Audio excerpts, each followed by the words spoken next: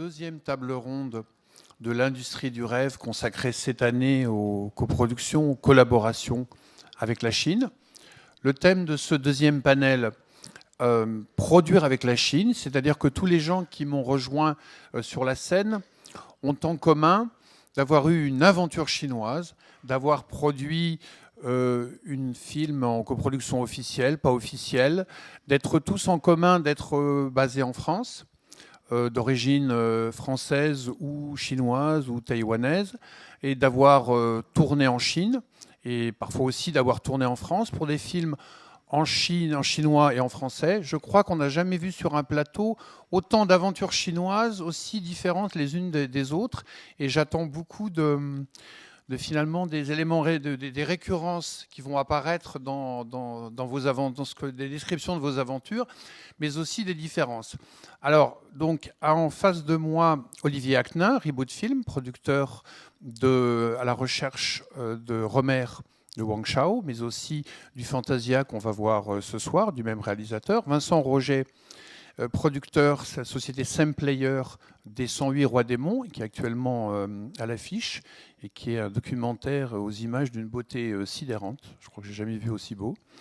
Xin Wang, qui est productrice, mais aussi actrice, et qui a coécrit, produit L'œil du silence, tourné sous le manteau, on peut dire. Film indépendant chinois par une équipe technique et créatrice française ou résidente française tourné à Beijing. Vincent Wang, qui est le plus parisien des Taïwanais, ou le plus taïwanais des Parisiens, tellement il est biculturel et bilingue, produit Les Orphelins de Pékin, c'est ça? Les Vagabonds de Pékin, pardon, dont tu viens de finir le tournage. Donc là, tourné à Beijing, comme le nom l'indique. Maya Toubiana de Dargo Animation, Dargo Animation, Ellipse Anime, mais aussi les sociétés d'édition du groupe Dargo, travaille sur plusieurs projets de long métrage qu'elle développe, qui sont co-développés avec un groupe chinois, qui est une expérience assez unique de co-développement de propriété intellectuelle avec un partenaire chinois dès le départ à destination du marché chinois. J'ai bien résumé, Maya? Voilà. Voilà. Je nuancerai un tout petit peu, mais oui, voilà. Dans l'ensemble, on précisera. Carole Scotta à côté de moi, exploitante, distributrice, grande productrice. Enfin, en tout cas, si avoir une palme d'or qualifie comme grande productrice, moi je trouve, c'est une grande productrice qui vient aussi qui va bientôt sortir le 25 mars, c'est ça? Voyage en Chine de Zoltan Meyer, film français tourné en Chine. Donc vous avez déjà une idée de la diversité des aventures. Je me propose donc de passer, si vous êtes d'accord avec ça, de passer la parole peut-être à chacun des orateurs pour qu'il présente un peu son aventure, que vous sachiez ce dont il s'agit. Et puis après, on discutera entre nous au fil de ce qui sera apparu, des présentations de tout le monde. Je suggère que tu commences, Olivier, pour parler Fantasia, mais aussi, et peut-être surtout, à la recherche de Monsieur Romer, à la recherche de Romer, puisque c'est un film franco-chinois, je veux dire qu'il aura la double nationalité, qui a été tourné en France et en Chine, et donc une expérience particulière, puisque qui a vu un tournage d'un réalisateur chinois sur le sol français. Par ailleurs, tu es aussi associé au film Fantasia, qu'on va voir ce soir. Et je propose qu'on voit quand même la bande-annonce de Fantasia, puisqu'il n'y a pas de bande-annonce de la recherche de Romer qui vient de commencer la post-production. Fantasia, Wang Chao. Fantasia, que tu coproduis, Olivier, même si maintenant qu'on a fait le teasing pour la projo de ce soir, on va plutôt te demander de nous parler du cadre à la recherche de Romer, tout aussi réalisé par Wang Chao, mais donc copro officiel, tourné en France et en Chine, majoritairement en français, puisqu'il a obtenu l'avance sur recette avec un acteur français comme Jérémy El-Kaïm. Peut-être tu peux nous définir un petit peu situer le projet, le pitch, puisqu'on ne peut pas en voir d'image, avant de nous raconter un peu plus ton aventure. D'accord. Alors, En fait, donc le projet à la recherche de Romer, c'était en fait né d'une idée de Wang Chao de rendre hommage à Romer. C'est vraiment un hommage cinéphilique parce qu'en fait, dans le film, il y a bien un personnage qui s'appelle Romer, qui s'appelle Eric Romer, mais en fait, il n'a absolument rien à voir avec le réalisateur. Donc voilà, c'est quelque chose qui venait plutôt d'une envie d'un réalisateur chinois, en plus un réalisateur emblématique de la 6e génération, de se retourner vers la France, de rendre hommage au cinéma français, un peu à l'origine du cinéma, alors même que l'ensemble du monde se tourne vers la France, se tourne vers la Chine et a envie d'aller travailler en Chine et envie de travailler avec des Chinois. Donc, voilà, il y avait cette démarche qui était primordiale dans l'essence du projet. Et en fait, Wang Chao a été profondément touché par la mort de Romer. C'était un des cinéastes qu'il admirait le plus quand il a commencé à étudier le cinéma, parce qu'il a commencé en fait assez tard. Il avait aussi envie d'adapter une de ses nouvelles, parce qu'il écrit par ailleurs, qui s'appelle Tibet sans retour, donc qui n'avait vraiment rien à voir, mais qui avait quand même des thèmes, on va dire, similaires avec l'œuvre de Romer. Donc c'est né. Voilà. Moi, j'ai rencontré Wang Chao à Paris, en fait, il y a 3 ans, dans le cadre de Paris Cinéma, un festival qui n'existe plus. Il était venu en France, puisqu'il avait ce projet de Romer, qui parlait de Romer, qui devait se tourner en partie en France et en partie en français. Il était venu à la recherche d'un partenaire français. On s'est rencontrés dans ce cadre-là. Et voilà, je me dis, je vais peut-être vous raconter un peu par ordre chronologique comment ça s'est passé. Il est venu avec un scénario. Il y avait un scénario de 8 pages au tout début. Je pense que c'est le scénario, on va dire, assez usuel en Chine, parce que je crois que les producteurs en Chine n'ont pas énormément l'habitude de lire, puisque c'est les producteurs, on va dire, financiers, donc ils lisent très, très peu de pages. Donc moi, j'ai développé avec Wang Chao ce projet. On a quand même un message jusqu'à 40 pages, ce qui n'est pas énorme, on va dire, selon les critères français. On a travaillé ensemble. Toute la chaîne de droit a été établie en France. Donc j'étais le premier partenaire, je dis avant tout partenaire chinois, à mettre de l'argent sur lui en lui faisant confiance à travailler avec lui. Et on a déposé nos 40 pages à l'avance sur recette. Et on a été très contents et très surpris d'obtenir leur soutien. Et à partir de ce moment-là, tout s'annonçait sous les meilleurs auspices. On faisait un film sur Romer. Forcément, le premier distributeur en France qui vient en tête, c'est les films du Losange, parce que c'était une maison qui avait été créée par Romer. La connexion se fait tout de suite. Ils sont hyper enthousiastes sur le projet. Donc ça aussi, ça nous rassure sur la base du projet. Donc tout se passe pour le mieux. Sur la base de ces premiers financements, cette première mise en place, Wang Chao commence à travailler aussi en Chine pour réunir des financements chinois, puisque justement l'intérêt de la France faisait en sorte que ce projet devenait aussi important en Chine. Et à la recherche de financement, donc financiers privés, puisqu'il n'y a que de l'argent privé en Chine, on a trouvé un investisseur qui était prêt à faire un gros chèque tout de suite, mais il fallait faire un film très rapidement.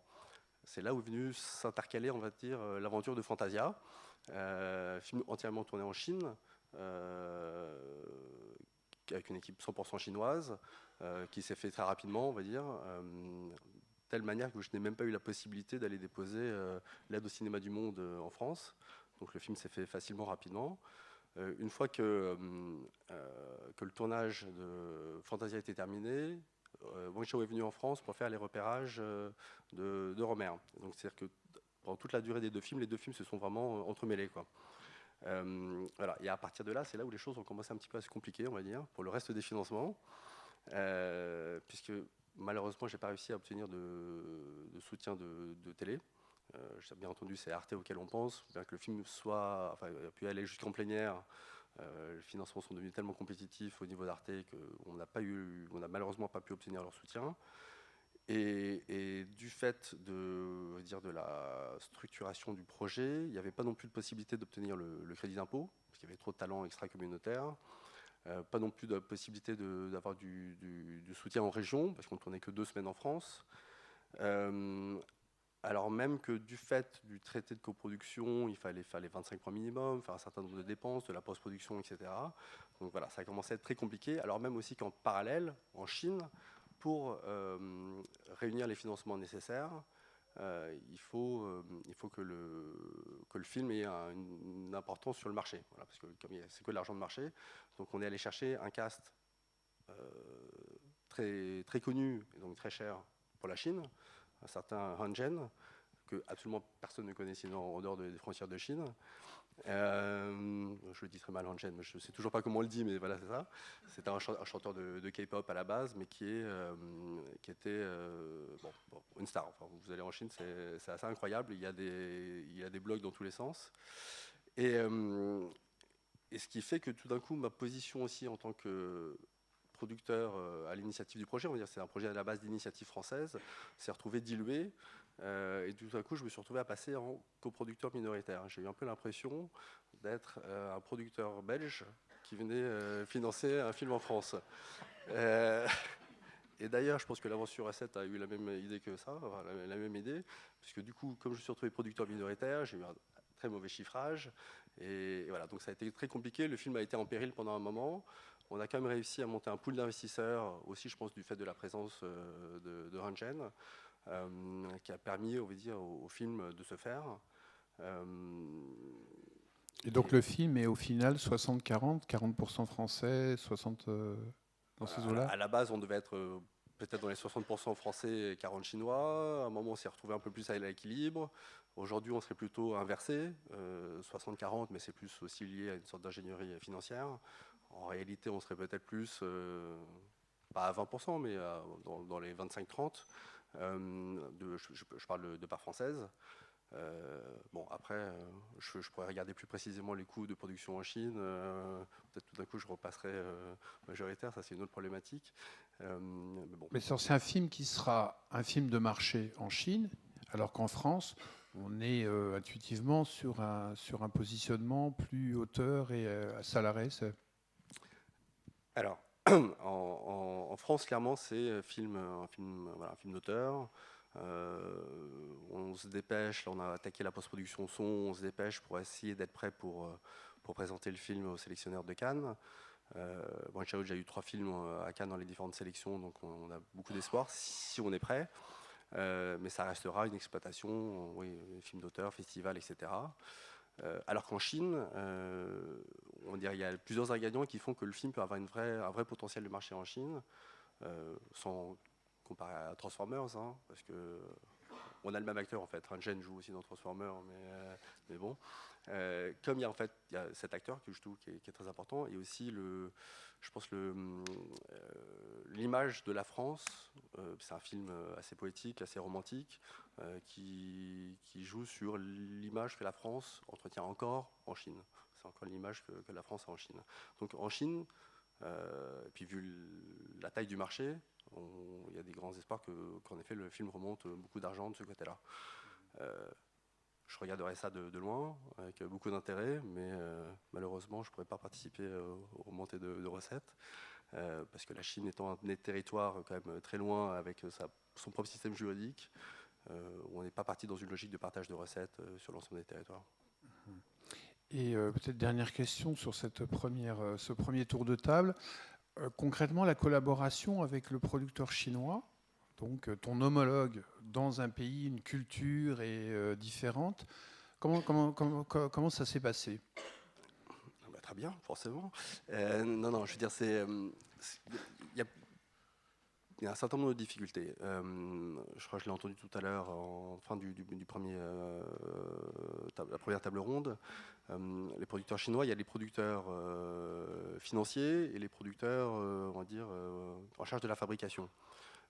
Donc, c'est toujours très difficile de savoir quel est le bon interlocuteur, alors même que ces producteurs qui sont financiers, à la base, essaient de plus en plus de mettre les mains dans la fabrication.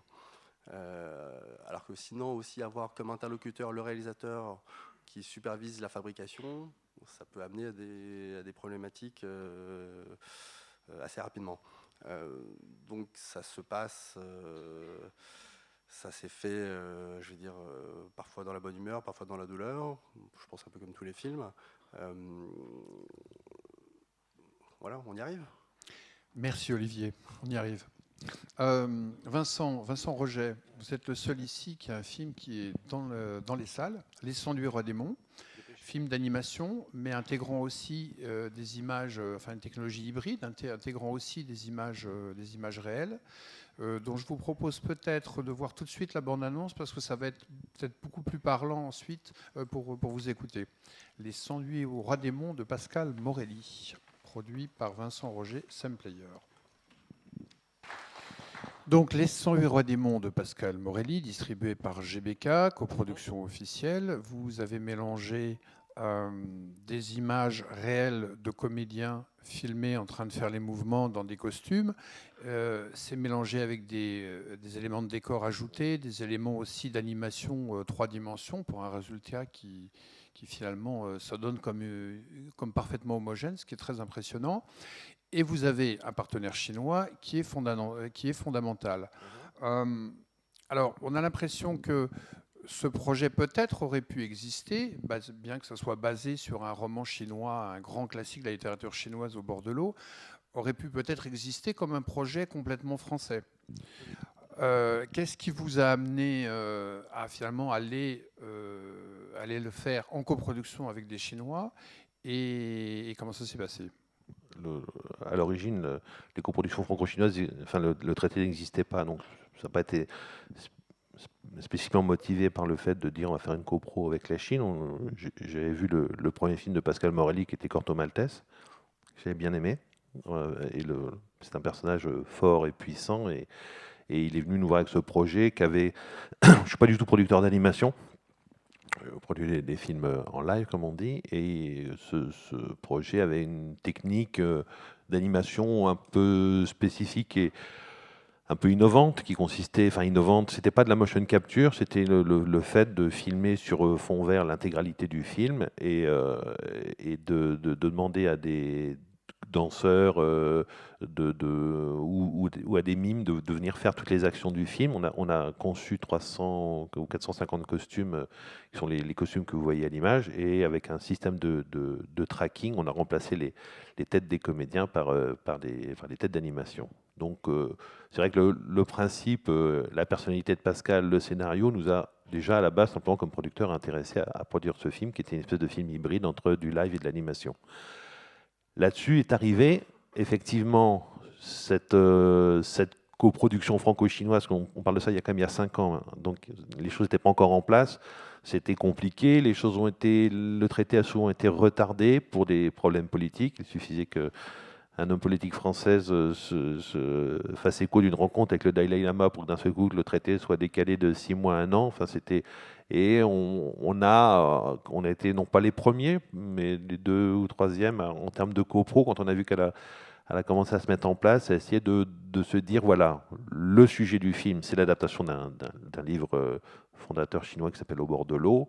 Je ne suis pas du tout spécialiste de cette littérature, mais il y avait une grande référence mondiale de ce livre. On le trouve édité à la Pléiade, ça fait 1400 pages, et on se dit adapter, c'est quelque chose d'assez énorme. Et Pascal avait fait une espèce de genèse de cette histoire qu'on trouvait intéressante, qui était un peu le pendant littéraire de ce qu'on va trouver chez nous à travers Les Misérables, Les Trois Mousquetaires. Et on s'est dit, bon, essayons de monter une copro en disant, ça va être un peu curieux, on va aller voir les Chinois en leur disant, voilà, si nous, Français, on avait des Chinois qui venaient nous voir en disant, on veut faire Les Misérables et Les Trois Mousquetaires, on trouverait ça peut-être un peu curieux. Et on a quand même tenté notre chance. On est un peu entré dans la spirale, je dois dire, assez séduisante de la Chine, où effectivement, comme vous le disiez, on rencontre pas mal de partenaires privés qui sont des partenaires financiers avant d'être des coproducteurs. Ça ne minimise pas leur rôle, au contraire. En plus, on avait quand même le problème de l'animation, c'est qu'on monte souvent dans des budgets qui sont assez importants, qui ne sont pas des budgets américains, mais qui sont quand même des budgets qui nécessitent beaucoup d'efforts et de moyens.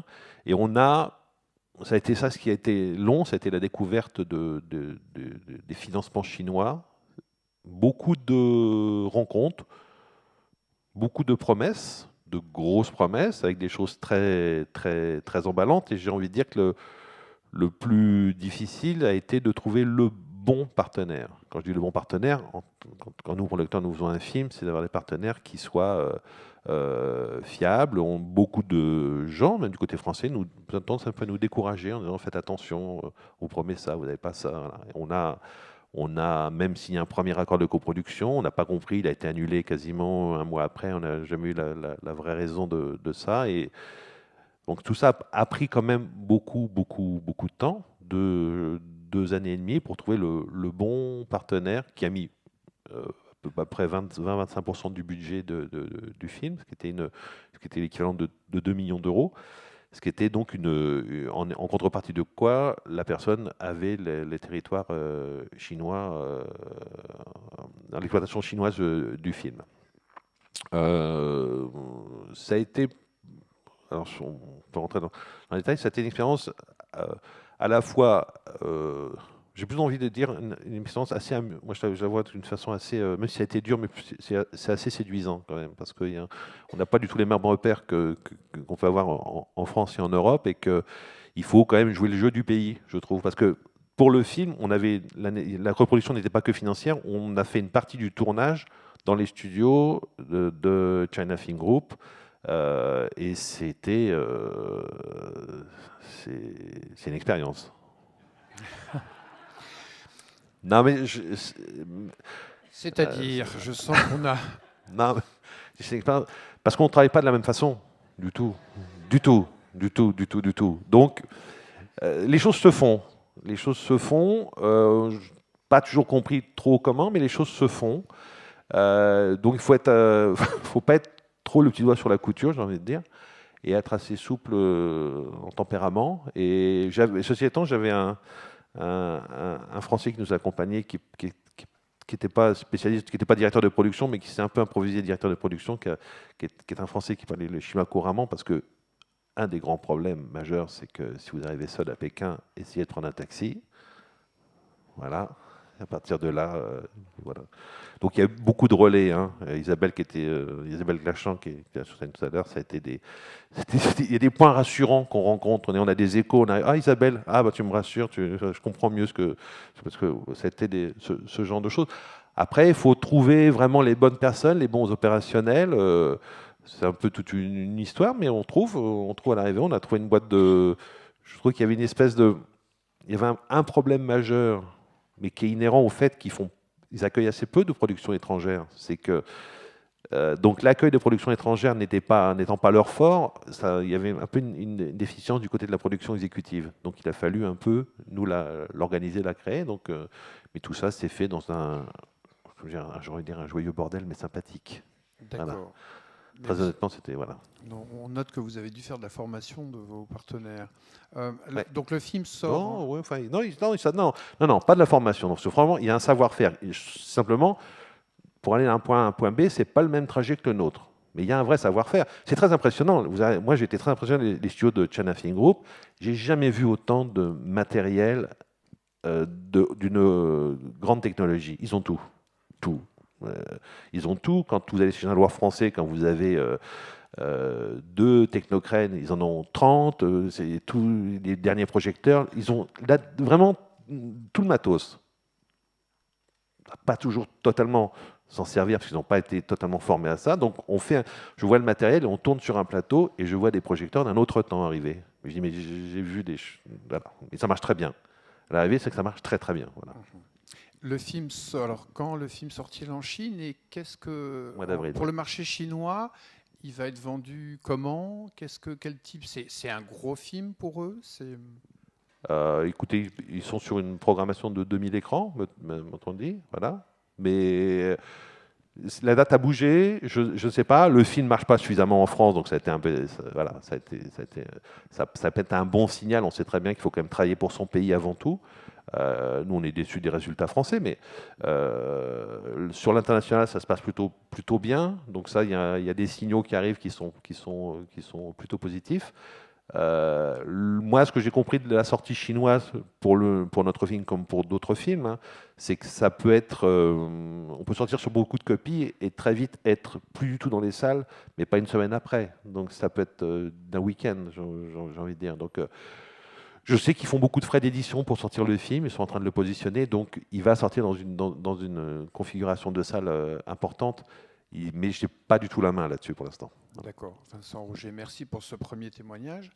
Peut-être continuer avec Carole Scotta, si tu es d'accord, pour ton film Voyage en Chine, dont je propose qu'on commence par voir une bande-annonce qui permettra de mieux situer. Voyage en Chine, Zoltan Meyer, une histoire très touchante, puisque j'ai eu la chance de le voir. Alors là aussi, une histoire qui se passe pour l'essentiel en Chine, une héroïne, un personnage français, mais beaucoup de personnages français. Là aussi, des enjeux dramatiques et un récit. Pourtant, le film n'est pas une copro. Peut-être la question ne s'est pas posée, ou elle s'est posée.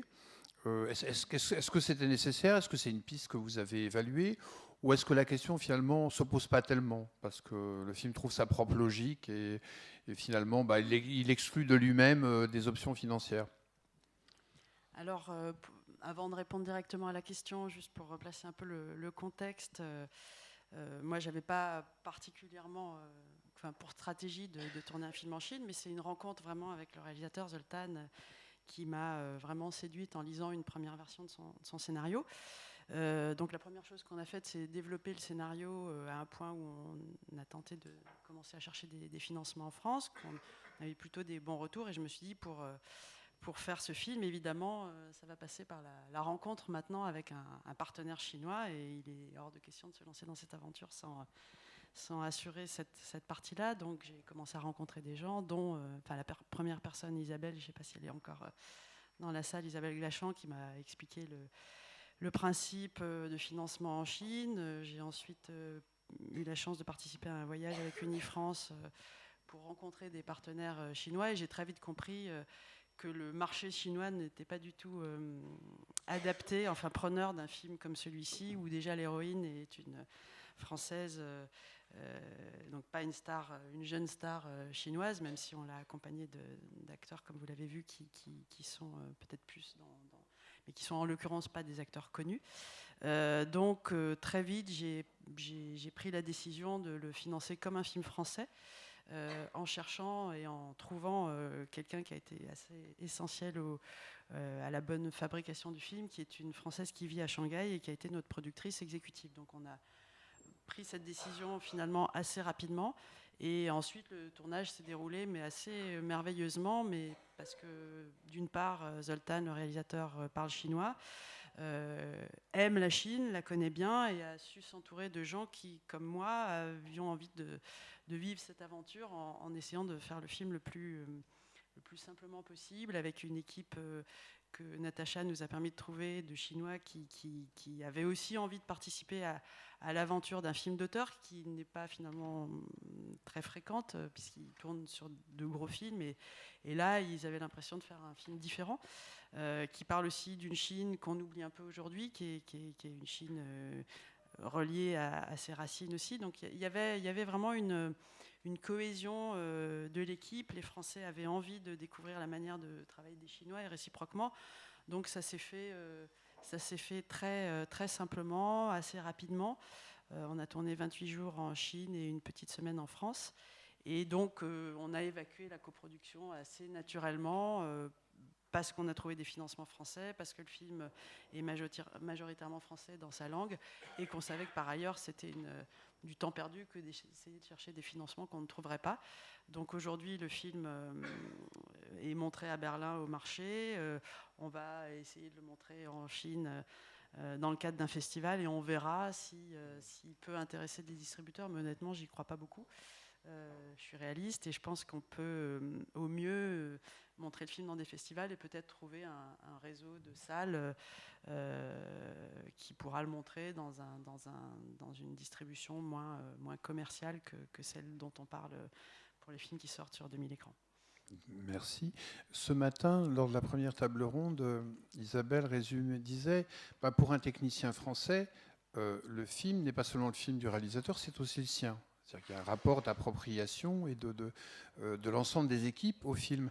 Est-ce que tu as senti ça aussi avec tes équipes chinoises, ou est-ce que c'est quelque chose, vous les avez contaminé sur cette idée? Comment ça s'est passé, cette capacité du collectif à penser que le film du réalisateur, c'est aussi le leur?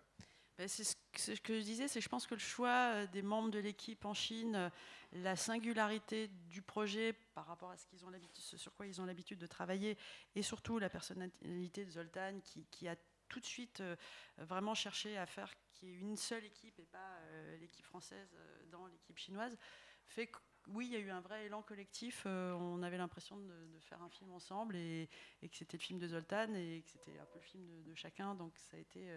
Mais je pense qu'on a eu aussi. On s'est pris en avance pour travailler avec certains techniciens. Ils travaillent beaucoup, donc ils sont très pris. Donc il faut effectivement, si on veut, certaines personnes vraiment pouvoir donner des dates fixes, parce que sinon, ils prennent un autre film et ils sont plus libres. Donc on a aussi eu un peu de chance, je pense, pour le dire, et eu les gens qui étaient adaptés au projet. Vous avez tourné dans le Sichuan, Chengdu et dans d'autres villages, donc loin de Beijing, il y a moins d'équipes. Une production française qui irait tourner dans une région aussi éloignée de Paris, dans tous les cas, appellerait la commission du film, membre du réseau Film France, je fais ma pub, solliciterait peut-être une aide d'un fonds régional. Alors, est-ce qu'il y a l'équivalent de ça en Chine? Comment ça se passe? Quel est le rapport avec les autorités locales, régionales, en termes de soutien logistique, de conseil, de connexion ou de soutien? Est-ce que ça existe? Qu'est-ce qu'on trouve? Alors j'ai essayé, j'ai même tenté des échanges entre une ville dans l'est de la France qui était parrainée à Langzhong. Enfin bon, j'ai essayé plein de choses, mais ça n'a pas marché. Par contre, on a eu un vrai accueil logistique. Ils étaient très contents qu'on vienne tourner chez eux. La veille du tournage, on a eu le droit à une cérémonie qui était organisée par la ville et où toute la ville était présente. Enfin, c'était important pour eux et ils nous ont vraiment aidés dans le choix des décors, dans le soutien. Mais donc, ça existe et je pense que c'était aussi parce que c'était une ville dans laquelle peu de gens viennent tourner. À Shanghai, c'était évidemment très différent, mais ça s'est arrêté, en tout cas, à un accueil et un soutien logistique. Il n'y a pas eu d'aide locale liée au tournage. Mais par contre, ça a été très, très facilité par la ville. On avait des policiers qui gardaient le plateau. Enfin, c'était assez pratique, en fait, et facile de tourner. Tu dirais que ce soutien logistique, quelque part, parce que ça vous évitait des coûts, devenait une forme de soutien financier en nature? Bien sûr, on a eu des... Bien sûr. Ça t'a donné envie de refaire un autre film en Chine ou avec la Chine? Bien sûr, mais après, je pense que c'est une question de sujet, de réalisateur, de rencontre. En tout cas, dans ce contexte-là, je me suis dit que c'était possible et relativement facile. J'ai conscience que c'était une expérience assez unique et je ne suis pas sûre que ce soit aussi facile toujours. Et encore une fois, parce qu'on a évité l'enfer de la coproduction, de recherche de financement qui peut mettre très très longtemps à aboutir. Mais si le marché évolue un peu dans le sens des coproductions, comme ça a été évoqué ce matin, je pense que c'est tout à fait possible. Et oui, bien sûr que, en tout cas, c'est une zone moins inconnue pour moi qu'elle ne l'était avant le démarrage du film. D'accord. Merci, Carole. Xin Wang. Alors, je crois 25 millions de Chinois ont cliqué sur Youku l'an dernier pour voir une web-série que tu as produite et dans laquelle tu joues. Mais tu as aussi coécrit et produit L'œil du silence, qui est réalisé par Emmanuel Sapalski, qui est là-bas.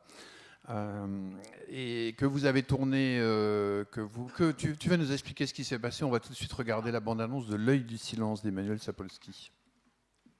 Vous avez tourné ce film quand? En 2013, en mai-juin 2013. Allô? Oui, on t'entend. Donc une équipe technique principalement française, ouais. Un réalisateur français, et toi qui es chinoise, oui. Mais comme on peut s'en douter à écouter ton français, résidente française depuis longtemps. Depuis 10 ans, 12 ans. Enfin, voilà. Presque.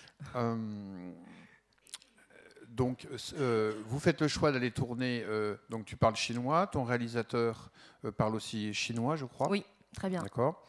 Donc on a un deuxième réalisateur dont on entend parler là, qui parle chinois. Peut-être que tu peux, dès le départ, donc c'est un film qui n'est écrit, qui ne peut s'imaginer qu'en Chine. Ça ne peut se tourner qu'en Chine. Tout à fait. Est-ce que la bande-annonce est prête à nouveau? On peut essayer de la voir. Je ne suis pas sûr. Bon, alors peut-être peux-tu, en attendant que la bande-annonce revienne, présenter ce projet. Pourquoi toi, chinoise vivant en France et travaillant en France, produisant ta web-série en France, même si elle est principalement exploitée sur le marché chinois, tu écris cette histoire qui se passe en Chine? Je pense que je ne peux pas parler du film sans parler de ce que j'ai vécu en France, entre la France et la Chine. Et en fait, nous avons eu l'idée de scénario avec Emmanuel Sapolsky en 2012. Et à l'époque, je venais de retourner vivre en Chine à moitié. Et c'était très, très difficile. J'ai vécu des choses tellement difficiles, intenses. Je vivais vraiment comme une étrangère dans mon propre pays. Et puis on avait eu une idée de scénario, cette fille qui a eu un pouvoir de regarder dans le noir. Et en fait, c'est une métaphore de moi qui a vécu pendant 10 ans en France, qui a eu cette capacité de voir mon propre pays avec un œil à l'extérieur. Et après, en tant que productrice, je réfléchis comment je peux financer ce film. Et je me suis dit, mais comment je peux financer ce film? C'est impossible. Parce que c'est un film chinois, le message, il est fort sur la société chinoise. Je vais faire censurer parce que le message, il est négatif. Et après, Emmanuel, le réalisateur, il est français. L'aide du cinéma au monde, je ne pense pas qu'il est capable d'en faire partie. Mais j'avais une envie, la rage de raconter une histoire avec une liberté totale qui m'appartient. J'ai convaincu une équipe française, techniciens, qui sont partants avec moi à Pékin pour faire cette aventure avec moi. Situer le propos du film, et notamment ce pourquoi tu savais dès le départ que le film allait être censuré si tu essayais de le présenter à une quelconque autorité chinoise. Parce que je connais les règles de coproduction très très bien, parce que c'est pas la première fois que j'ai essayé de faire une coprod. Je connais tous les censures chinoises par cœur. Et je peux vous dire, c'est encore plus difficile aujourd'hui parce qu'on ne peut plus fumer des cigarettes et avoir une aventure. On ne peut plus avoir une maîtresse ou avoir one night stand dans un film chinois. Et donc, j'ai décidé de... je savais c'était impossible. Et puis, il y a le sexe, il y a le drug, il y a les drogues, il y a le shit. Enfin, il y avait tout ce qu'on n'aime pas dans un film chinois. Et il ne faut pas dire non plus, j'étais ouverte à accepter certains financements privés chinois parce qu'il y a des investisseurs chinois qui ont aussi envie de soutenir les films indépendants, etc. Mais il veut que je fasse jouer sa maîtresse. Mais je me suis dit, j'ai commencé à la négociation, etc. Le début, le budget, il était tellement serré parce que j'ai eu comme un coproducteur, CP Partners, qui est un Belge, qui a une production française en France. J'ai eu de l'argent, après c'est mon financement à moi avec le réalisateur, etc. Il m'a proposé le début contre le rôle de sa maîtresse contre quelques milliers d'euros. Je ne vais pas vous dire les détails, mais ce n'était pas non plus ridicule. Et je l'ai rencontrée. Déjà, elle a 18 ans. Et mon histoire, je raconte 2 copines qui ont 30 ans, qui sont désespérées, qui cherchent un mec riche en Chine. Je dis OK. Après, je lui dis, il me dit, tu peux pas la vieillir. Je fais 18, 28, c'est quand même difficile. Et après, il commence à avoir d'autres demandes. Je me suis dit, aujourd'hui, c'est sa maîtresse. Demain, ça se trouve, c'est sa mère. Après, demain, on va tourner chez lui. Je sais pas. Ça peut aller très, très loin. Et je connais tout ça par cœur. Je me suis dit, pour une fois, j'ai fait une décision totale. Je vais y aller. Je veux aucun restreint pour ce film. Peut-être je ferai une fois ce film dans ma vie, mais je veux avoir la liberté totale artistique pour moi et le réalisateur. C'est aussi la rage d'avoir souffert pendant 4 ans en Chine par rapport aux financements, les coprods. Je voulais avoir une liberté totale et c'était juste pour cette envie pure de monter ce film, parce que ce film ne pourrait jamais exister sans cette manière de faire ce film. D'accord, ça c'est de manière, c'est-à-dire concrètement tourner en catimini à Beijing avec, de manière très très discrète, puisque le film n'a pas d'autorisation. Aucune. Voilà. Et pour dire les choses, donc tourner en clandestin en Chine. Donc ça, c'était pas possible d'avoir une autorisation de tournage en amont. Et est-ce que c'est possible de le sortir en aval? En Chine, la seule moyen pour l'instant, c'est le web. Donc vous pensez que vous avez une chance d'avoir une diffusion sur des plateformes web, genre Ichili, Youku, qui achèteraient le film? Exactement, mais là, dans 2-3 jours, on va commencer la vente, justement, présenter le film au marché du film à Berlin. On va commencer la carrière du film, d'abord avec les festivals. Et puis, c'est vrai que le moment où le film va avoir un festival prestigieux, je peux commencer vraiment à négocier quelque chose de plus intéressant avec le diffuseur web. Mais pour les salles où j'ai aucun espoir, c'est sûr et certain, parce que j'ai pas demandé la censure et c'est trop tard et c'est impossible. Et on a vu, c'est impossible. D'accord. Oui. Et alors là, comment dire, on n'a pas forcément conscience, nous Français, de ce qui pose le plus de problèmes aux autorités chinoises. Quel est le cœur de ce qui pourrait poser problème, ce qui pose problème aux autorités chinoises? C'est des scènes de sexe ou de drogue, ou c'est la vision au final assez noire c'est plus largement le pessimisme de cette vision de ces personnages dans Beijing de nos jours? C'est plus le dernier point, exactement, parce que dans notre histoire, les sexes et les... La Chine, toi, de par ton expérience française, en même temps tu travailles avec la Chine, ta web-série est un carton sur Youku. Comment tu vois le marché de la Chine, le marché du cinéma en Chine, justement? Donc on disait tout à l'heure que dans la première table ronde que l'âge moyen des spectateurs était très jeune. C'est 21 ans et demi exactement, en fait. Voilà, donc l'âge moyen. Comment toi tu décris le cinéma qui intéresse le public chinois? Comment je décris? Comment, pardon? Je veux dire par là, pour toi, qu'est-ce qui intéresse les Chinois? Qu'est-ce qu'ils ont envie de voir dans les salles? Mais moi, je pense que sincèrement, aujourd'hui, le marché chinois, c'est un marché de notoriété. Parce que les preuves de ces dernières box-office, par exemple, Zhang Wu, il a fait Très Pinglun, le bateau Pacifique, je ne sais pas comment je peux traduire ça. The Crossing. Ah oui, d'accord. C'était... Voilà. Et le film de Jiang Wen, qu'il avait dit il fera 200 millions RMB de box-office, il a fait même pas 20% de ce qu'il a dit. Mais par contre, les tout petits films comme Tiny Times, je ne sais pas si vous avez entendu, ils ont fait 1 ou 2 ou 3. Personnellement, je trouve ça vraiment, c'est même pas du cinéma. Le créateur du film, il est écrivain, il écrit très très bien, mais il n'a jamais réalisé avant ce film. Mais il a fait des cartons en Chine, il a des millions et millions de box-office parce qu'il a une notoriété. Il a les followers sur son Weibo, n'importe quoi qu'il met, n'importe quoi qu'il fait. Il va aller. D'ailleurs, son comédien se fait censurer parce que les followers sont tellement à fond sur ces créateurs, tu peux faire n'importe quoi, ils vont aller le voir. Tu peux faire le plus mauvais du film, tu vas toujours faire des millions et des millions de box-office. Donc le marché chinois, c'est très dangereux parce que ça ne dépend pas de la qualité du film. C'est énormément de marketing, c'est énormément de comment tu vois les choses, l'ensemble des choses pour faire une décision de produire avec la Chine. Parce que je suis vraiment d'accord avec Carole, elle a fait un très bon choix très très vite. Parce que son film, voilà, je suis assez impressionnée qu'elle a fait son choix sans vraiment connaître le marché chinois, j'imagine. Et parce que c'est un film qui ne va pas intéresser vraiment au grand public chinois. Et ils vont juste nuiser le contenu, ils vont poser des censure pour faire descendre la qualité du film.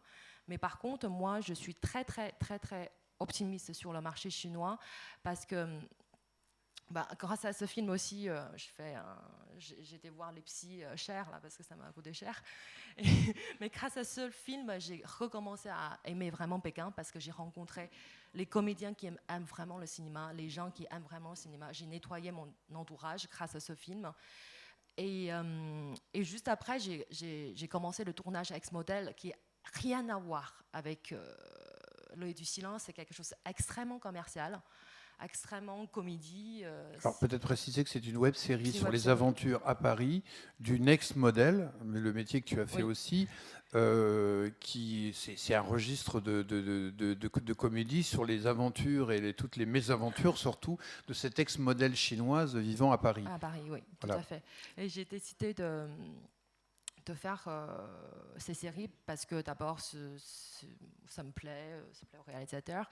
Et aussi, on a besoin de créer notre notoriété en Chine. Parce que le moment, je ne sais pas, j'ai dit n'importe quoi, peut-être je peux avoir 500 000, 50 millions de followers sur mon Weibo, je fais ce que je veux. Weibo, c'est pour dire, C'est pour le simplifier, c'est Facebook, l'équivalent de Facebook. Chinois, et la Chine va tellement vite. Moi, je suis très opportuniste aussi, parce que quand tu es productrice, tu es obligée, sinon tu ne fais pas ce métier.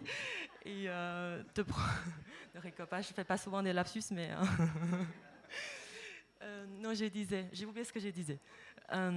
Tu dis que tu étais très opportuniste et qu'en ouais. fait... Bah, justement, parce que... Pourquoi je suis opportuniste? Parce que je veux... c'est parce que j'aime la web série, j'aime le cinéma, mais le fait... je suis en train de créer mon audience. C'est très difficile parce que c'est une série qui tourne dans plein de lieux. Grâce à Agnès Goldman, mon associée, qu'elle nous a aidé de trouver des lieux magnifiques parisiens pour montrer Paris, etc. Et aujourd'hui, on est en train de créer notre audience. Et notre but, c'est de faire un long métrage d'ex-modèle dans pas longtemps. Avec, et en plus, nous avons toujours dit le web, c'est le laboratoire de cinéma. Tous les jours, je regarde les 500 commentaires sur ma série. Qu'est-ce qu'ils aiment? J'ai fait des analyses. Je vais essayer de comprendre comment les jeunes, 10 ans plus jeunes que moi, comment ils fonctionnent. J'ai des assistants qui vont répondre à ces fans sur mon Weibo pour comprendre, etc. Et c'est ça qu'on est en train de faire, de créer notre notoriété et de continuer notre aventure avec la Chine. Et les films chinois ont besoin aussi des grands réalisateurs français, les techniciens. J'ai des demandes de monteurs, chefs-op français en permanence. J'ai toujours des amis qui m'ont dit oui, c'est qui a fait? Le moment que j'ai montré l'œil du silence, j'ai eu 50 demandes sur les techniciens français. Ils ont envie de travailler avec la France parce que je pense qu'il y a plein de manières de produire ou travailler avec la Chine. Et la coproduction, c'est pas la seule. C'est pas la seule. Il y a d'autres manières. On peut créer aussi une agence de techniciens justement d'exporter notre savoir-faire français. Plein de choses à faire. Ok, merci Sinwang. Maya Toubiana, alors vous n'avez pas encore de bande-annonce à montrer des films que vous travaillez. Alors, votre aventure est assez différente quelque part. Elle anticipe ou elle prolonge celle de vos camarades, puisque vous co-développez avec un partenaire chinois qui ne vient pas du cinéma, qui est basé dans le Shaanxi, des projets qui visent à faire naître des longs métrages ou plus largement des propriétés intellectuelles destinées avant tout au marché chinois. Donc un joint venture entre une société française, Dargo Animation, et vous. Ça paraît... on est impressionné d'apprendre, j'ai été impressionné d'apprendre que Dargo Animation se lançait avec des partenaires chinois dans la création de propriétés intellectuelles pour le marché chinois. Est-ce que vous pourriez expliquer comment cette maison, qui a maintenant ses traditions et une histoire, s'est lancée dans une telle aventure? Alors, avec plaisir. J'ai contextualisé un tout petit peu pour peut-être après être plus précise dans les exemples. J'ai rejoint la grande maison qui est Média Participation il y a un peu plus d'1 an maintenant. Mon métier, c'est d'être productrice et mon autre métier, c'est de diriger les alvéoles audiovisuels du groupe Média Participation. Comme vous le disiez tout à l'heure, donc Dargo Média et Lipsanime. Alors, Média Participation, c'est 65 sociétés, dont des éditeurs de renom que sont donc Dargo, Dupuis, Le Lombard, Urban, Fleurus, etc. Avec une volonté du groupe, je dirais, de partir dans une conquête qui peut être illustrée par Big is Beautiful. Donc, je dirais qu'il y a aussi derrière le groupe Média Participation, l'aventure Michelin, puisque nos actionnaires sont de culture Michelin, si je puis dire, qui ont donc vécu à travers le pneu une aventure similaire.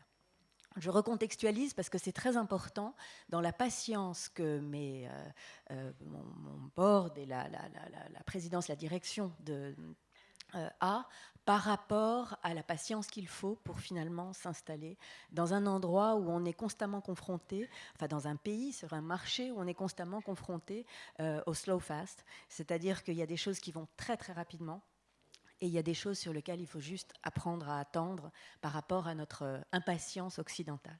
D'accord. Alors ça c'est le contexte. Et alors ce que vous faites en Chine donc. Alors précisément, donc, nous sommes sur la partie audiovisuelle en arrivant dans le groupe, et quand je dis nous, je travaille avec Yan Dong qui est ici dans la salle, qui est chinoise et qui habite avec nous à Paris.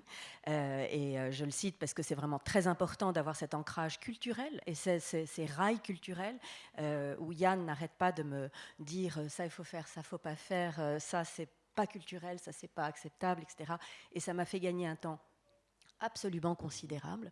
Marie Bonrepos, qui est donc notre juriste et qui vit avec nous, et je le cite, cette aventure juridique aussi. Voilà, donc on est dans un contexte où de toute la multitude de projets et la volonté transversale du groupe de travailler en édition, en série, en jeu et en long métrage, on a réduit à peu près 6 projets qui soient dimensionnés aux rencontres et de partenaires que nous avons faits en Chine depuis, je dirais, 1 an, bâtis sur le passé, les contacts passés. On les a réduits à vraiment 6 partenaires, en correspondance avec qu'est-ce qui pouvait être aujourd'hui cohérent avec le groupe.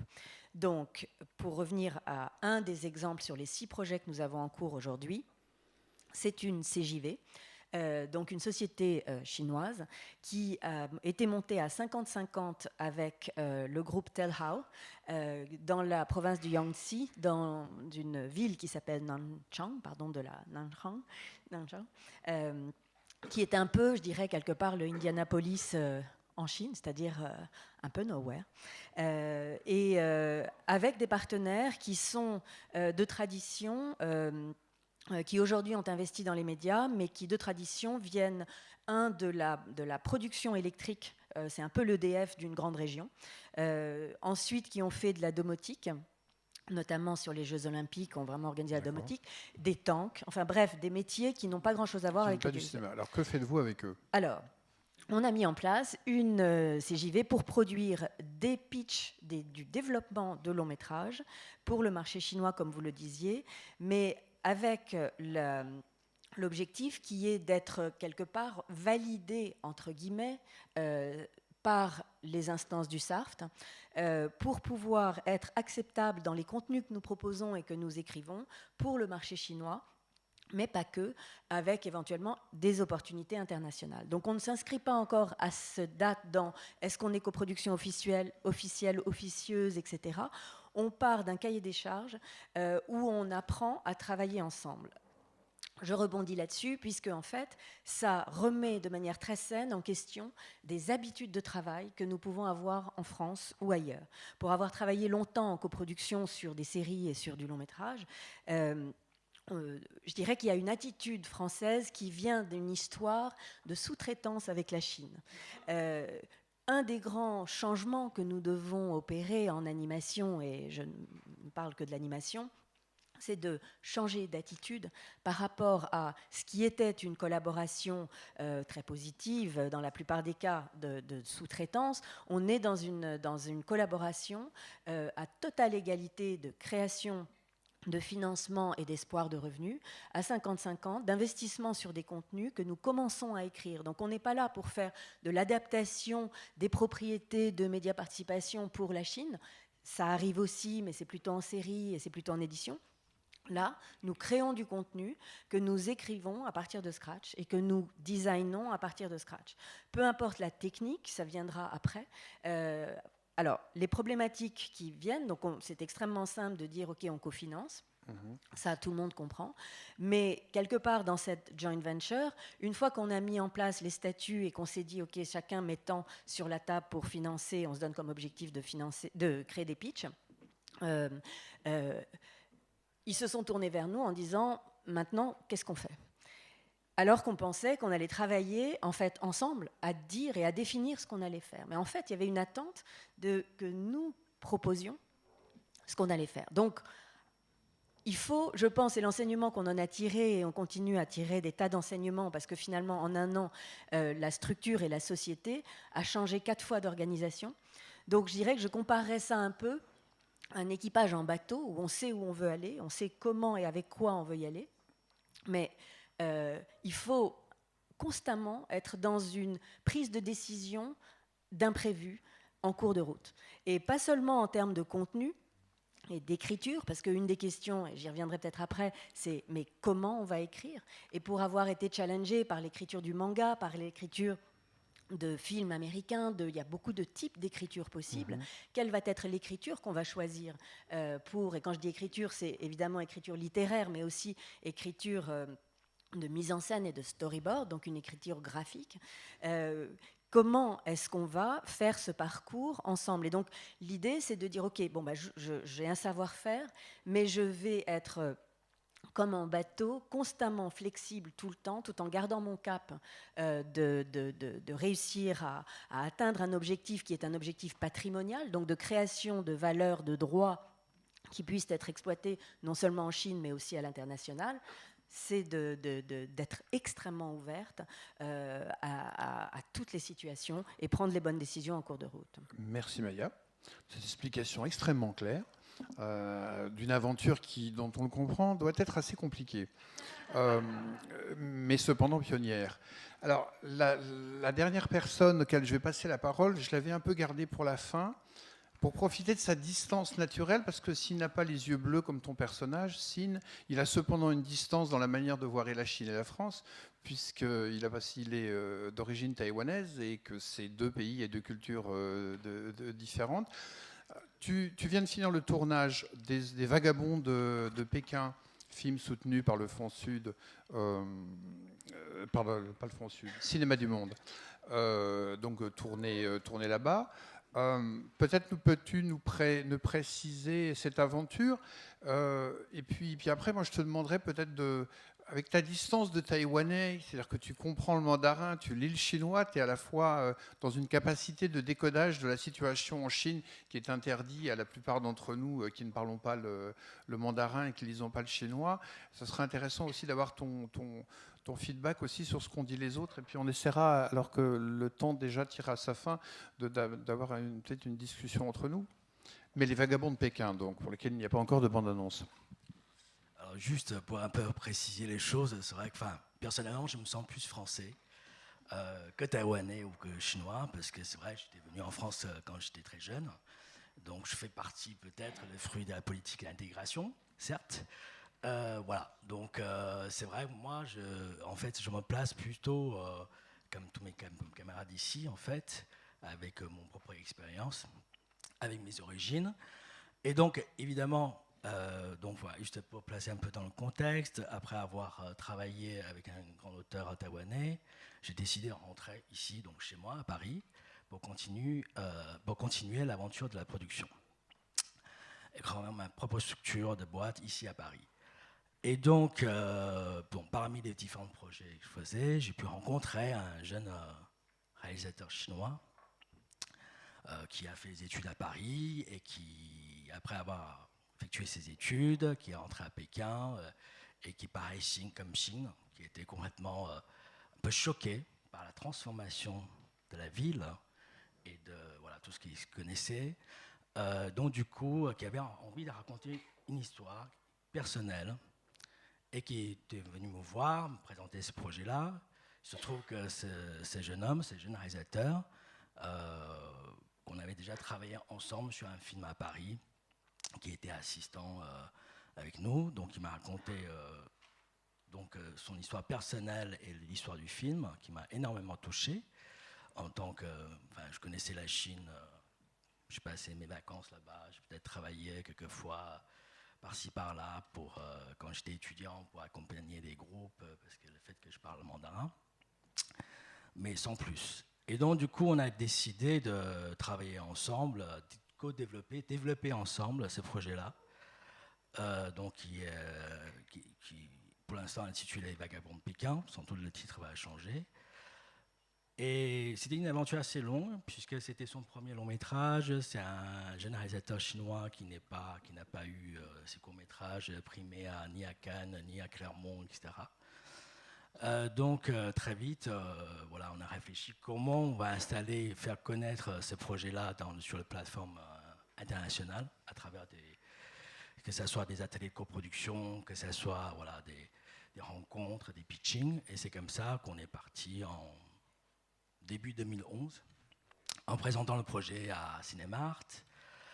Et puis après, le film a été pris à Torino. Donc voilà, donc le projet était clairement au départ en développement dans l'idée de faire ce film-là en Europe, parce que, évidemment, c'est aussi par rapport au sujet, puisqu'il s'agit d'un regard assez, pas critique, je dirais, enfin, ça va pas aussi pointu, mais un constat de la transformation de la société chinoise d'aujourd'hui par le Pékin, par cette transformation fulgurante de la construction frénétique qui se passe à Pékin, où les habitants eux-mêmes n'y se retrouvent plus, par l'arrivée en masse de ces migrants venant de différentes provinces, que ce soit au nord ou du sud, et qui sont entassés dans les sous-sols, comme des travailleurs bon marché, y compris pour toute cette capitalisation de cette grande Chine.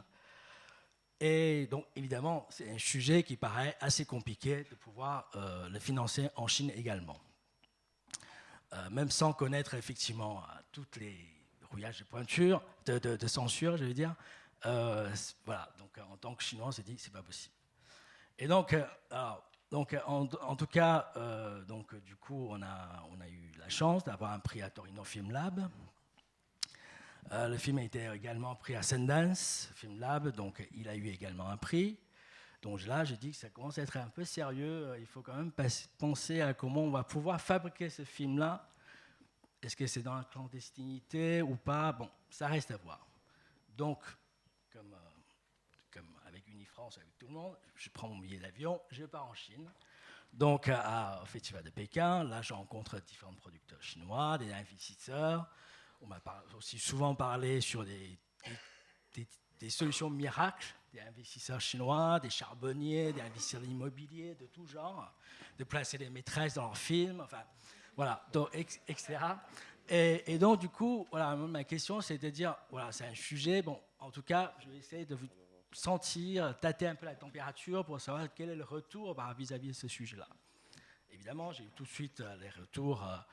Ah, mais c'est très bien, mais ce sera mieux que ce soit un love story sur la jeune aujourd'hui. Bien sûr, on peut faire un bas-fond de la société, voilà, pourquoi pas, mais voilà, il faut quelque chose un peu plus vendeur, avec des idoles du moment, etc. Pourquoi pas, mais il faut retransformer complètement ce scénario-là.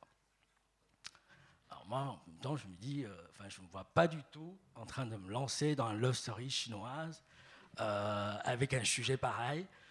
Et donc, du coup, et en même temps, j'ai essayé de rencontrer des gens de l'équipe, parce que je me suis imaginé, si jamais on va tourner vraiment à l'arrache, il faut bien que je trouve un bon chef-op, il faut bien que je trouve des techniciens sur place qui sont prêts à partir de cette aventure. Donc, que ce soit les acteurs, pareil, donc j'ai revu des acteurs ou des techniciens que j'avais rencontrés auparavant, que ce soit à Venise ou à Cannes ou à Rotterdam, donc on parlait sur ces sujets-là. Tout en continuant en cherchant peut-être le investisseur, le père rare qui sera intéressé par ces sujets-là. Et un jour, je reçois un mail, une jeune fille, une chinoise, qui m'écrit en anglais en disant parfaitement, qui me dit, voilà, je rentre d'Oxford et j'ai envie de me lancer dans la production cinématographique. Je vis à Pékin et j'ai un très bon sujet de scénario, je trouve un partenaire français. J'ai envie de travailler avec vous. Bon, super. Donc, j'ai lu le synopsis. Il s'agit d'un milieu aisé, pékinoise, Donc, il se passe dans les écoles internationales, donc à Pékin. Je me suis dit, mais qu'est-ce que je peux faire de ça? Est-ce que ça va intéresser ici en Europe sur des problèmes d'ados dans le milieu aisé à Pékin? Donc, j'ai dit très bien, bon, bah, écoutez, moi je viendrai à Pékin sans doute prochainement, on se rencontre, mais pour l'instant, je ne vois pas.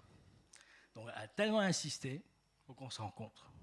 Donc, j'ai essayé de comprendre pourquoi il veut produire, quel est son intérêt. Est-ce que c'est pour avoir, voilà, pour...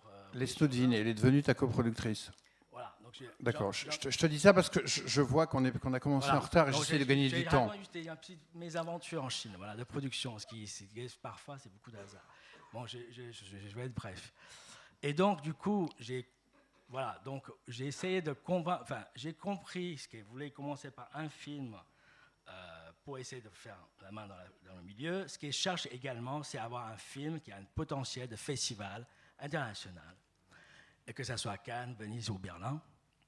Donc j'ai dit, mais mon cher ami, j'ai un scénario en or sous les mains. Il était à Torino Film Lab, il était à Atelier de Cannes, il a pris à Sundance. Qu'est-ce qu'on cherche de plus? Allons-y. Et c'est comme ça qu'on est parti ensemble à coproduire ce film. Alors, est-ce que le film a été tourné? Est-ce qu'il a été tourné avec une autorisation? Bien sûr, puisque grâce à cette jeune productrice, elle a soumis donc, le scénario, pas à Pékin, parce que sa société est à Tianjin, qui est une autre ville. Donc, et on a appris aussi qu'il est souvent plus facile à passer par une autre province que par Pékin, parce qu'il y a eu beaucoup de demandes. Voilà. Donc, il est passé à la censure chinoise. D'accord. Et donc, il est actuellement au stade du montage? Tout à fait. En France? En France. Donc, avec toute la post-production s'est faite en France, y compris la composition de la musique, le monteur est française, et puis ainsi de tout le reste de la chaîne, quoi. Merci Vincent, pardon de t'avoir pressé. Il est 13h05, on a commencé avec un quart d'heure de retard, on va essayer de terminer avec un quart d'heure de retard à 13h15. Je voudrais qu'on garde 5 minutes, si vous êtes d'accord, ici pour eux, là, pour des questions, et si vous êtes d'accord vous, on essaie de voir ce qui se dégage du témoignage de tous, 5 minutes sur la scène, c'est OK? Des deux côtés? Bon. Moi, il y a quelque chose il y a un mot qui est revenu et qui, par ailleurs, fait écho à ma propre expérience de collaboration avec la Chine, c'est le slow fast. Des choses qui vont très, très vite et des choses qui, parfois, vont très, très lentement. Est-ce que vous vous reconnaissez tous là-dedans? Est-ce que quelqu'un veut réagir par rapport à ça? Il ne faut pas se leurrer sur deux choses, à mon avis. Je pense qu'on est tous avec des projets qui sont assez forts culturellement. Tous, Oui. Voilà, et qu'on arrive sur un marché qui est un marché en expansion économique, mais très violent. Donc quand on est arrivé en Chine, donc on est en 2005, 2006, il y a 200 millions d'entrées Chine. On a l'équivalent du marché français, qui a totalement pulvérisé. Il est en 35% tous les ans. Donc à un moment donné, on arrive à une demande de leur part. Nous, de notre côté, on attend des choses de leur part. On a des projets, des sujets, et je pense qu'on n'est pas totalement en adéquation avec leurs besoins, qui effectivement un besoin qui est très tourné vers l'entertainment. C'est économiquement très intéressant, c'est culturellement un peu dommageable, mais c'est vrai que ça va à une vitesse qu'eux-mêmes, je pense, sur le public ne maîtrisent peut-être pas totalement. C'est un public qui est totalement en devenir. C'est plutôt assez réjouissant parce qu'il va sûrement la place pour d'autres types de cinéma. On a quand même vu un film comme Black Hole en Chine sortir, qui a quand même fait 12 millions de dollars, et le film, on a l'impression qu'il va sur un terrain visuel et sur des thématiques où on voit d'un seul coup des gens, il y a de la drogue, il y a des armes. C'est très curieux que ce film ait eu l'autorisation de sortir. Donc aussi qu'il y a des choses qui vont se passer, ça va super vite. Je pense qu'il faut y aller force de proposition, mais il faut être lucide, il faut y aller sur des propositions qui correspondent un peu à leur marché, qu'eux-mêmes ne maîtrisent pas totalement, qui va très très vite. D'accord. Quelqu'un d'autre dans le groupe veut réagir? Vincent? Oui, c'est ce que je sens fortement, même à travers des autres projets que je suis en développement avec des partenaires potentiels. Clairement, je pense qu'il y a une partie où le cinéma aujourd'hui est considéré comme un produit d'investissement. Donc on est dans une logique d'investissement, donc tout doit aller très vite. même temps, il y a un autre côté, c'est-à-dire, d'une part, il y a la fabrication même, c'est-à-dire que souvent, qu'ils ne sont pas forcément pris en considération en termes de tel que nous on conçoit ici, et que aussi, il y a des paramètres qui sont liés peut-être plus à la politique, qui fait que parfois, même nos partenaires chinois, ils n'ont pas la maîtrise. Donc, du coup, on a ces espèces de différences à la fois liées au financement, alors que peut-être ici, aujourd'hui, en France, le financement est beaucoup plus lent par rapport à l'argent frais qui sont injectés directement dans des projets, qui peuvent aller très très vite et demain, alors qu'ici, on est en train d'étudier par rapport aux financements possibles, et puis Coffee Loisirs, le cash, alors que l'argent arrive déjà sur les comptes. Donc, du coup, effectivement, on a cette double vitesse qui n'est pas facile à maîtriser, et que aussi, je pense que je suis tout à fait d'accord que, moi personnellement, ma vision, c'est que ça, petit à petit, ça va aussi, on va arriver à un équilibre à la fois sur la manière de fabriquer le film et aussi sur je pense sincèrement, j'ai l'espoir qu'il peut aussi avoir la diversité cinématographique en Chine. Et il est tout à fait possible, étant donné que chacun de nous, lorsqu'on va à Pékin, on voit des milliers et des milliers de DVD d'auteurs et qu'il y a un public pour ça. Voilà. Oui, c'est ce qui est difficile à imaginer si on ne connaît pas Beijing, c'est que n'importe quel film se trouve dans un magasin de DVD qui a pignon sur rue et qui ressemble à n'importe quel autre magasin de DVD. Donc il y a à la fois une présence de tout, en même temps qu'il y a un contrôle absolu des écrans. Quelqu'un d'autre veut réagir? Sine, Olivier, Maya? Ouais, juste sur le slow fast, moi je ne connaissais pas l'expression, mais j'aime beaucoup. Moi j'utilisais plutôt une autre expression, c'était le last minute. C'est-à-dire qu'on va commencer... Le last minute, le dernier moment. Oui. Quoi. On va commencer à se préoccuper de trouver des solutions aux problèmes qui se posent quand on n'a plus le choix de... Enfin, plus le choix. Faut trouver la solution au dernier moment quand on n'a vraiment plus le choix. Et du coup, un des premiers mots que moi j'ai appris en mandarin, c'est Mewenti. Ça veut dire ça va le faire, on va y arriver. Quoi. Sine? Je veux juste dire, si je ne suis pas comédienne, je produirai que les films d'animation. Parce que non, mais je suis vraiment jalouse parce qu'il y a quand même beaucoup moins de contraintes avec les stars chinoises. Aussi, juste pour la voix. Ah oui. Dernière chose. C'est un autre type de souci. Mais par exemple, ça m'intéresse vraiment. Après ma carrière de comédienne. Alors, on ne va pas parler des soucis spécifiques à l'animation. On n'a pas le temps, mais ce que tu veux dire, c'est que le marché chinois. Et ça fait écho à ce que disait Olivier sur la taille de la star qu'il a dans le film de Wang Chao. Le marché chinois est un marché pour lequel les stars sont très très importantes et très chères. Sont aussi chères, même plus chères que les stars américaines. Voilà. Elles commencent par 5 millions de $. C'est même pas, on parle même pas... Sur des budgets qui sont plus petits que le budget américain. Ah donc oui, voilà. C'est un budget film français en moyenne, 5 millions de dollars. Alors, il est 13h11. La salle, oui, tu as raison Anne, on y pense, tu sais, on les oublie pas, on vous oublie pas. Pardon, je suis un peu tourné. On a le temps de prendre quelques questions de la salle. Est-ce qu'il y a quelqu'un qui déjà a une envie de réagir? Bonjour, Paul Blanchard, assistant de production. Je voulais vous demander, notamment à vous, Monsieur Priot, en fait, par rapport à tous les problèmes qui ont été exposés par les producteurs, qu'est-ce que représentent, selon vous, les régions autonomes que sont Hong Kong et Taïwan dans une perspective d'exploitation du marché chinois? Car comme ce sont deux... Ok, Taïwan. Je pense qu'on va laisser répondre Vincent sur Taïwan.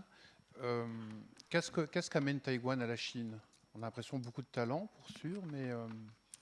Taïwan, oui, effectivement, il y a une grande partie à la fois des acteurs taïwanais qui sont très très connus aujourd'hui en Chine. Et d'ailleurs, justement, souvent il y a aussi une réputation qui fait qu'ils sont connus et moins chers. Voilà. Donc du coup, que moins chers les acteurs chinois, puisqu'on parlait sur le sujet. Et puis, et ensuite, effectivement, il y a toute cette culture, justement, de romance dans le cinéma, que ce soit dans les romans, de best-sellers, ou dans les chansons populaires, enfin les pop, hein, qui a une grande influence, effectivement, que ce soit Hong Kong ou Taïwan, bien entendu, il y a une influence sur la Chine. Depuis très longtemps d'ailleurs, hein, depuis même des années 80, même à l'époque quand c'était interdit, les pop stars taïwanais ou hongkongais a eu toujours une grande influence dans cette pop culture en Chine. Donc c'est une influence culturelle en même temps qu'un réservoir de talent et de main-d'œuvre mieux formée. Une autre question là-bas. Oui, Yao Guoqiang, producteur-distributeur donc, entre la France et la Chine. On n'a pas évoqué l'aspect financier. Est-ce qu'il y a, voilà, quels sont vos budgets, quelles sont vos compositions, le montant financier sauf pour le voyage en Chine, qu'on a compris que c'est pour 100% français. Merci. Alors, je ne suis pas... Peut-être que chacun peut donner une idée du budget du film. J'ai peur qu'on n'ait pas le temps d'évoquer le détail des financements de tous les films. Olivier, le budget de... On a dit que c'était à peu près... Le budget de Romer, on était parti... Au tout début du projet, on était parti à un projet à 1 million. Du fait de l'impact de la star, on était monté plutôt vers 2,5. On va se situer au final légèrement en dessous de 2 millions, je pense. D'accord, pour un équilibre 60-40. Équilibre 60-40. Et sur Fantasia, on était en dessous d'1 million. Merci. Vincent.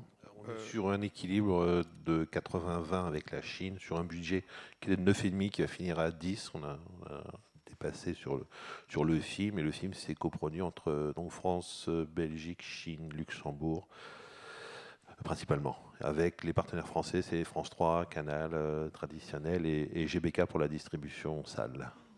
Sine.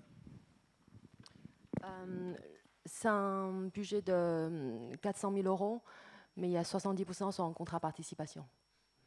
Et aussi un apport en industrie d'une société de post-production française. Post-production, c'est Emmanuel Pompury, les machineurs, qui sont venus nous aider, et aussi la boîte belge Dame Blanche. Oui. D'accord. Mais sont français et belges. Pour autant que tu puisses l'anticiper, tu as un budget de combien, Vincent, sur les Vagabonds de Pékin? 500 000 environ. Enfin, je ne pense pas qu'on a un dépassement, mais oui, effectivement, avec on est aussi dans le chiffre. Quelle proportion d'argent venant de Chine? 30%. 30%. Maya, vous êtes c'est peut-être encore un peu tôt. Non, parce qu'on sait, en benchmark, donc on a. Mais pour le type de film que l'on vise, alors j'ai parlé d'une fourchette, puisqu'en fait on est entre 3,5, c'est une fourchette large, entre 3,5 et 8 pour le moment, avec les projets qu'on a pour les budgets de production. Merci. Carole, donc 100% français. De la diversité à 2,5 millions d'euros environ. Voilà, et donc pas du tout de financement chinois. Distributeur Roécourt, France 3, Canal, nous en distribution, des Sofica. Merci. Une dernière question, bien qu'on s'est déjà débordé. Bonjour, je suis journaliste de Chinese Film Market et j'ai une question sur les coûts du marché. En fait, comme on sait, les coûts du marché chinois et français sont complètement différents peut-être. Donc, comment est-ce que ça vous pose les problèmes ou les difficultés pendant la coproduction ou pendant la création? Donc, comment vous trouvez les équilibres dedans? Merci. Alors, peut-être une question à poser, Carole. Différence de coûts. Pour autant que ça soit possible de le faire, parce que chaque film a ses spécificités irrémédiables, est-ce que tu as eu, même intuitivement, tu as une idée de la différence des coûts de production, enfin des coûts comparés des mêmes choses, pour autant que tu aies eu l'occasion de comparer en France et en Chine? Et je poserai la même question à Vincent peut-être aussi. Ça a été dit déjà tout à l'heure, mais le casting, enfin, c'est assez impressionnant et je ne m'attendais pas du tout, y compris pour des petits rôles, à avoir des comédiens qui coûtent si cher, parce que comme ils tournent énormément et aussi beaucoup à la télévision, voilà, donc il y a un marché qui est très important. Les coûts, c'est aussi le temps, et c'est vrai que les journées de tournage durent beaucoup plus longtemps en Chine qu'en France. Donc nous, quand on arrivait avec nos 8 heures par jour, je pense qu'on avait des chauffeurs qui faisaient 2 films en même temps, donc ils ne comprenaient pas très bien qu'on puisse tourner si peu. Donc c'est sûr que du coup, là, de ce point de vue-là, ça coûte moins cher, parce qu'on peut arriver à faire des journées beaucoup plus longues. On fait des journées de combien? 12 heures, 15 heures parfois. Enfin, après, tout dépend des productions. 24, dit Vincent. Oui, non, mais je pense que... Les locations de décors étaient assez chères, et notamment à Shanghai. Enfin, c'était en fait... Il y a plein de choses qui m'ont semblé être plus chères que ce que j'imaginais. Dans les grandes villes, en tout cas. À Langzhong, c'était tout à fait différent. Donc finalement, il y a un écart, bien évidemment. Hein. Je crois que le budget moyen d'un film, c'est plutôt... Enfin, d'un petit film, on tourne plus autour d'1 million, 2 millions de... Enfin, ça dépend, évidemment. Mais en tout cas, si on fait les choses un peu de manière classique, ça coûte quand même assez cher. Le coût de la vie est cher. Merci. Je pense qu'on va en rester là. Nos amis de l'industrie du rêve me font remarquer qu'on est déjà passé la date limite, d'autant qu'on se retrouve tout à l'heure. Bon, merci à tous les intervenants et à Franck évidemment. On se retrouve à 14h30 donc avec nos invités chinois, dont Wong Chao, le chef décorateur chinois de Jean-Jacques Hano, donc Quan Rongze, et Su Ming, qui est le chef opérateur de Philippe Muil, et ainsi que Philippe Muil. Donc on se retrouve à 14h30.